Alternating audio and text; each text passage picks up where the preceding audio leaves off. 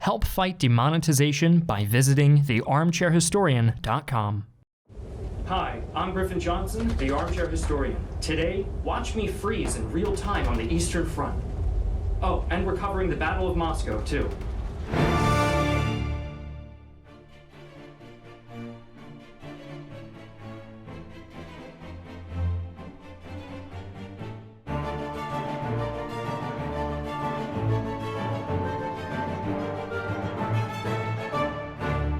Before we start today's video, I'd like to thank our sponsor, Squarespace. Squarespace is a robust, intuitive, all-in-one website and online store builder that could be useful to just about anybody. In researching today's video, I discovered a famous general once exclaimed, "Comrade, we are in desperate need of an extremely affordable, robust, intuitive, all-in-one website and online store builder in order to rally our troops." Uncanny, isn't it? Whether you're looking to start a business, create an online portfolio, or just make a website for fun, Squarespace has got you covered. Squarespace includes integrated analytics, built-in social media sharing buttons, and personalized email campaigns for when you really need to inform your comrades of the 1,612 tanks you took out in the Battle of Kursk. Go to squarespace.com/armchairhistorian for 10% off of your first purchase of a website or domain.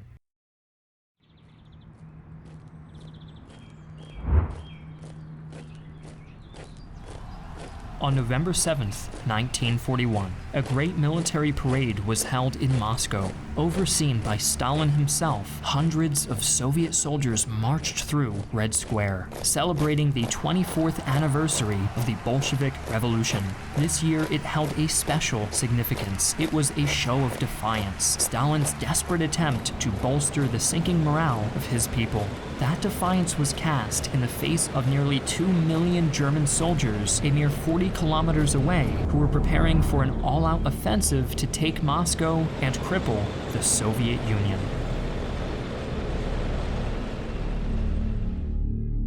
The ensuing battle was fought on a scale that was unprecedented.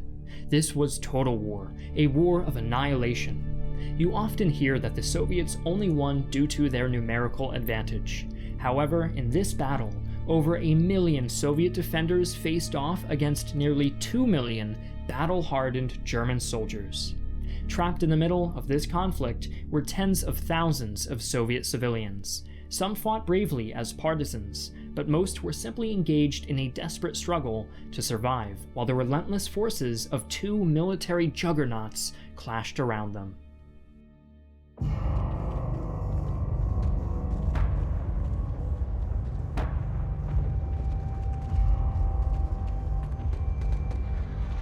Before we discuss the events of the battle, let's establish some context. The German invasion of the Soviet Union, codenamed Operation Barbarossa, began in late June 1941. Hitler and his generals hoped to overwhelm the unprepared Soviets with the same concentrated, coordinated attacks that had brought them so much success elsewhere. In this way, they hoped to secure a speedy victory before winter arrived, a phrase you've heard uttered before every failed military campaign. Initially, though, Operation Barbarossa went according to plan. The invasion caught the Soviets off guard, and within a month, the Army Group Center had driven deep into Soviet territory, capturing the city of Smolensk, among many others, on the road to Moscow. 3 Soviet armies were encircled and destroyed at Smolensk alone, and the Russians sustained over 700,000 casualties. Not since the days of Napoleon had Moscow been so vulnerable to a foreign foe. And if you're wondering at this point why the Soviets lost so much ground so quickly, we have a video covering why Soviet performance was so poor at the beginning of the war. Rather than seizing the initiative and striking Moscow, Hitler redirected his center forces elsewhere, toward the Ukraine in the south and Leningrad in the north. While many of his generals, including the commander-in-chief of the army, Walter von Brauchitsch, advised carrying the invasion's momentum forward to the Soviet capital, emphasizing its strategic and symbolic importance, Hitler was more concerned with securing his flanks and supporting the goals of army groups north and south, crippling the Soviet economy by capturing Leningrad and, perhaps most importantly, seizing the oil fields of the Caucasus. In what surely must have given the Führer some sense of validation, his decision did lead to short-term success, as support from Army Group Center allowed Army Group North to advance and cut off most of the supply routes to Leningrad, and armored units from Center allowed Group South to fully encircle and crush the Soviet defenders of Kiev, again inflicting over 700,000 casualties. Following this strategic victory, much of the mineral-rich Ukraine was seized, and the path to the Caucasus oil fields lay open. As the summer drew to a close, Army Group Center's flanks were secured, and Hitler returned his attention to Moscow. On October 2nd, the Wehrmacht initiated their attack, codenamed Operation Typhoon. The plan was for German forces to push eastward while separating into two pincers that would clamp down on Moscow from the north and south. With the massive force the Germans were bringing to bear on the city, Hitler clung to his hopes for a swift victory. But those hopes were quickly dashed, as the German advance was bogged down by logistical issues, the continued resistance of Soviet forces, and an unpredictable change in the weather. The first snow came early that year, on October 6th. When it melted, it transformed the Russian terrain into a muddy, swamp-like morass, a phenomenon known as Rasputitsa. Past invaders like Napoleon were stymied by Rasputitsa, but the German war machine was especially devastated. Tank treads were clogged, vehicles were stuck, and both infantry and horses were bogged down. While the mud did not cripple the Germans single-handedly, it did certainly add to their already mounting troubles.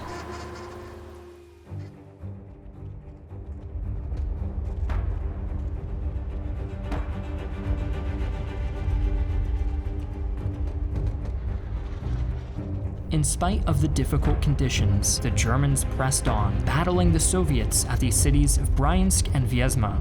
Although the Ukrainian detour had given the Soviets time to prepare, the Germans won these engagements and shrugged off Soviet counterattacks, although not without losses. In particular, they were harried by the arrival of newly constructed Soviet T-34 tanks, which were so heavily armored that German tank guns and anti-tank guns could barely damage them. Though German forces were victorious in every engagement along this advance, they continued to take losses that they could not afford. On October 6th, Stalin recalled his top general, Georgy Zhukov, from Leningrad to assume command of Moscow's defense. Zhukov was one of the Soviets' most skilled military leaders. While he was removed from his position as chief of the General Staff in July 1941 for suggesting that Soviet forces abandon Kiev to avoid being encircled by the Germans, which, as we mentioned, is exactly what happened, Stalin called him back to lend his expertise to Moscow's defense. Upon arrival on October 10th, Zhukov immediately set about fortifying the city, conscripting 250,000 women, elders, and teenagers to dig trenches and build fortifications, moving 3 million tons of earth in the process. He then set up a defensive line outside the capital, stretching from Kalinin in the north to Kaluga in the south, which was manned by newly raised reserve armies from the east. The center of his line was the city of Motsesk. The Motsesk line slowed the invaders down. Rather than attack it directly, the German forces split into two pincers and began advancing on the north and south. This approach, while slower than a frontal assault, was successful, and by October 27th, the defensive line had fallen. With the Germans advancing, Zhukov was forced to fall back further east in order to avoid being outflanked. At this point, the German advance had been severely stalled. The muddy terrain continued to pose an issue. Fuel reserves were low, and logistical issues with German supply lines prevented the effective delivery of warm clothing and other winter gear to the front. On October 31st, the offensive was officially halted until the supply lines could be fixed and the muddy ground was frozen. Even stalled, the massive German army still presented a very real and terrifying threat to Moscow. Metro tunnels quickly became crowded with civilians, desperate to escape the impending carnage, and large-scale looting plagued the city. Stalin had ordered the evacuation of most of the Soviet government and military officials to Kuibyshev on October 13th, but chose to remain himself in hopes of keeping the faltering morale of his people from failing entirely. In a further effort to bolster morale, he chose to hold the traditional Revolution Day military parade on November 7th, in defiance of the German army lurking outside his city. This piece of morale-boosting theater was well-timed, as just 1 week later, the ground finally froze, removing the Germans' mud problem. So, the German attack resumed, with only 40 kilometers or 25 miles left between them and Moscow. Unfortunately for the Germans, with the passing of the muddy fall, the brutal winter had come. This year would be the coldest of the 20th century, according to some weather reports, although these reports vary wildly, with German sources tending to report colder temperatures than the Soviets. However cold it really was, the Germans were certainly unprepared for it, as the previously mentioned logistical failures had left them severely lacking in winter gear. Frostbite, gangrene, and cold-induced mechanical failures devastated the German army.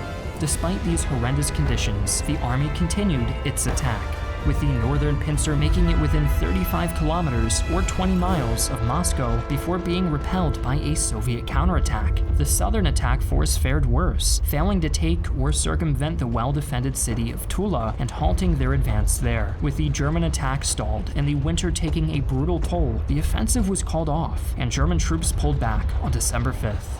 As the Germans withdrew, the Soviets began a concerted counterattack. The Germans thought that the Soviets were too battered and depleted to put up a fight, but the Russian reserves were more than plentiful than the Germans realized. By the time the German advance was called off, Stalin had accumulated a reserve of over 1 million men, and on the same day the Germans stopped their assault, December 5th, the Soviets launched their counteroffensive.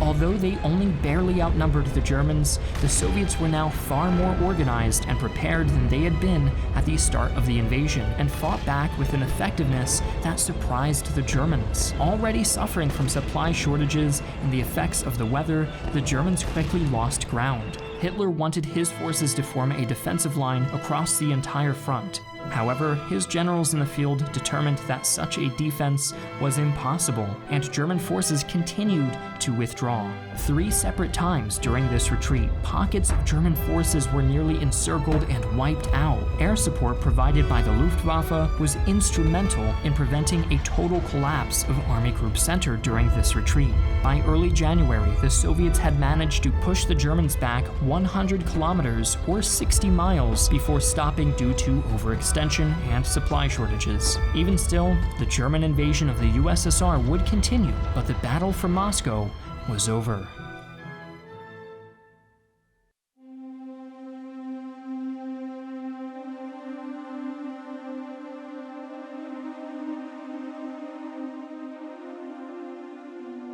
While the Germans were well-armed and numerically superior, the Soviets had several advantages in the Battle of Moscow that secured their victory. The most prominent of these can be summed up as home field advantage, shorter supply and communication lines, more plentiful manpower reserves to draw from for the purposes of fighting and setting up defenses, as well as the added morale benefits associated with fighting for your homeland. The Soviets took much heavier losses throughout the invasion, especially in the beginning, but they could replace those losses far more easily than the Germans could. The long and ineffective supply lines of German forces just couldn't support the logistical demands of their massive armies, and their effectiveness suffered greatly as a result. Additionally, although its role has been over-exaggerated in modern times, the weather was undoubtedly on the Soviet side, with the Rasputitsa bogging down the Germans until the brutal winter set in, which the Soviets were far better prepared for.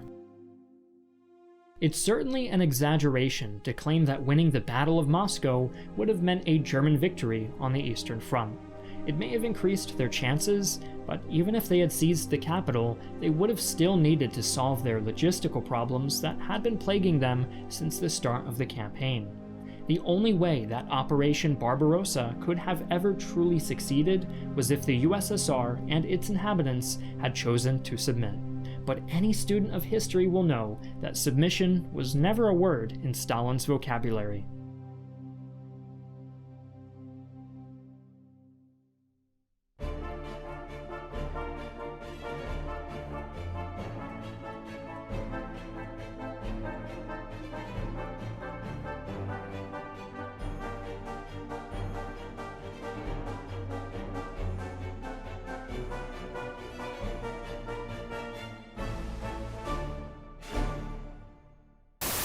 We found a dog on the Eastern Front. We named him Fritz, but we're going to eat him. Help fight demonetization by visiting thearmchairhistorian.com.